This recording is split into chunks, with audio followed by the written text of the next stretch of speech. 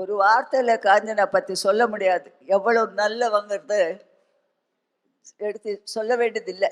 அவ்வளவு இந்த பிலிம் இண்டஸ்ட்ரியிலவே இவ்வளவு நல்ல மனசு, பொறாம கிடையாது, அகங்காரம் கிடையாது, எதுவுமே கிடையாது. ஒரு பக்தி தான்.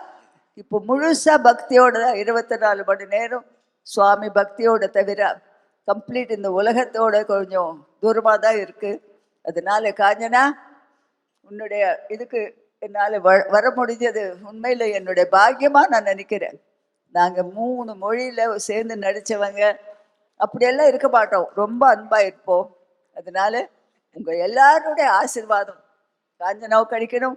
இன்னும் இன்னும் 100 வயசு வரையிலும் காஞ்சனா இப்படிதான் இருந்து எல்லாருக்கும் நல்லது சொல்லி எனக்கு இந்த சந்தோஷத்துல வார்த்தைகளே வரதில்லை.